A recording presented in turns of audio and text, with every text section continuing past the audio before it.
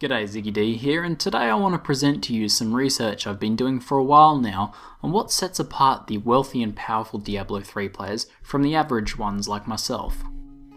I am indeed an average player. My true focus isn't on being the best Diablo 3 player out there. Instead, I focus on sharing information through my guides and commentaries to help the community grow strong. As such, please don't take this commentary as me telling you how to play the game.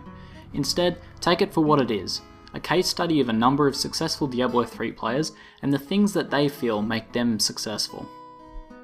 So, before starting, I just want to clarify that for the purpose of my research on this, I classified successful players as ones who have a gear set valued in the billions of gold and who accrued more than half of that through in-game means rather than the real money auction house.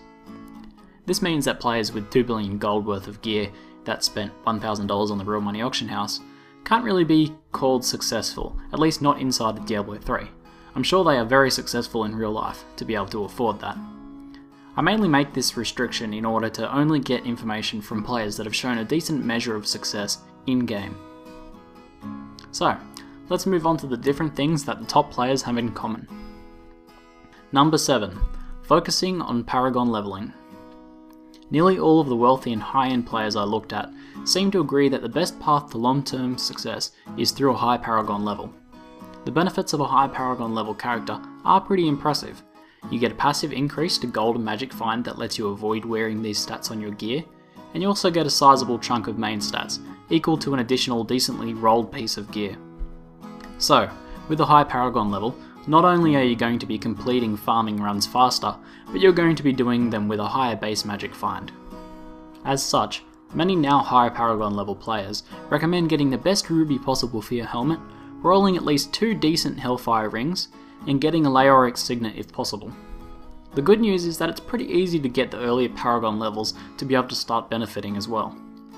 The first 50 levels or so breeze by when using the bonus experience gear, and at level 50 you're getting an impressive 150% bonus magic find and gold find, which will make a noticeable difference in your drops.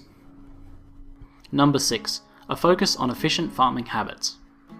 This one ties in with the focus on Paragon levels, but where that was a big picture approach, this focus on farming habits and efficiency is a more micromanagement oriented approach. I went over a lot of these efficiency habits in a recent Alkaiser Run commentary I did, which I'll link to in the description below, but the main points are the following. Successful players would farm lower monster powers rather than higher ones, saying that the number of kills trumps the bonus to magic find. They would also focus on farming runs with high elite and trash mob density, usually iterations of the popular Alkaiser route. Another popular tactic was to ignore chests, environmental objects, and small groups of trash mobs. Some players even skipped goblins and resplendent chests, instead opting to spend that time farming more elites. Lastly, they would also skip certain rares that had low sale potential. One good example from a player named Wholemeal was that two-handed rare weapons, even rolled perfectly, were still inferior to a Scorn or Manticore and would sell for less as a result. Although farming priorities varied from player to player, all of them would practice a mixture of these efficient farming habits in their runs. Number 5. A great understanding of game mechanics and concepts. All highly successful players have a deep knowledge of the game they are playing, and this is obviously a huge factor in their success. Understanding the mechanics of different stats and having a good idea of how Blizzard intends their game to function can provide you with some distinct advantages. A good example of this was players that had a good understanding of the crafting system and how it would function in the long term. A lot of those players are now very wealthy, having crafted things that would profit for them, and then selling out their investments before issues in crafting viability became common knowledge. You can be sure that a lot of these players are now thinking about the current game mechanics and how they'll work in PvP. Number 4. Playing the auction house. The auction house is a huge part of the game, and although it can be fun to ignore its existence for a while, the most effective Diablo 3 players understand and know how to make money using the auction house. A lot of players that I looked into reported that a large amount of their wealth has come from flipping, recognizing trends, and making investments. Flipping was the most common, with players finding a niche gear type that they understand particularly well and then buying and selling underpriced gear in that niche for a profit. A lot of wealth has also been made surrounding patches, hotfixes, trends, and events. A good example of this is the rise of the Whirlwind Barbarians, and early investors profiting from the sale of gear relative to that spec. However, the investments wealthy players are making is a bit harder to know as they are typically guarded secrets, though we have had a recent example of Muldrin investing in life regen gear, which he feels will be very valuable in PvP. Number 3. Committing time.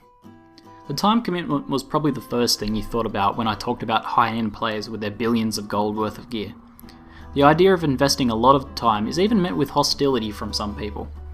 The truth is that successful players are investing time into their characters, but not to the extent of playing all day every day, at least in most cases. Most people that I looked at played for around 2 hours a day and would check the auction house at other points during the day. Of course, there are also players investing 8 or more hours a day into farming and auction house trading, but then to counterbalance this, there are players who are only playing every other day for a couple of hours at most. Time investment is important, but efficient use of this time is more important. All of the focus on efficiency and farming makes sense when you consider that players are trying to make the most of their available playtime. Number 2. Reiteration and optimization. Diablo 3 is a game of optimization, and the top players are always trying tweaks to their builds, habits, and farming routes. Reiteration and optimization is all about seeking efficiency, perfecting your play, and learning the mechanics of the game from experience. You can be reasonably successful following a guide laid out by someone else, but you can only really improve by leading the way yourself. Embracing criticism and trying new things to improve is a habit of successful people in any field, not just Diablo 3. And number 1. Long-term goals. I think the number one thing that binds all of the most successful players together is that most of them have a long-term goal of some description. If you can't find a reason to do all of the previous 6 things, then why would you even bother? It's a lot of work. The most common long-term goals I've seen are preparing for upcoming content, usually PvP, and the pursuit of perfection. However, I'm sure there are other long-term goals such as being a leader in the community and impressing people, although these are mentioned or realised less. It may even be possible that some players don't have goals, but the existence of long-term goals seems to be a very common theme between high-level players. So that's most of what I've discovered from researching the habits of highly effective Diablo 3 players.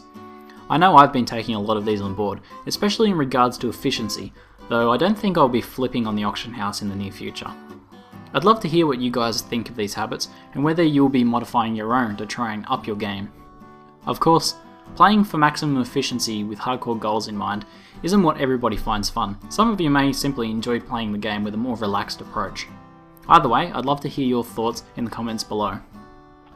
If you found this video interesting, then please consider sending the link to at least one friend. It's the biggest thank you that you can possibly give a YouTuber. That's it for today. I'm Ziggy D, and thanks for watching.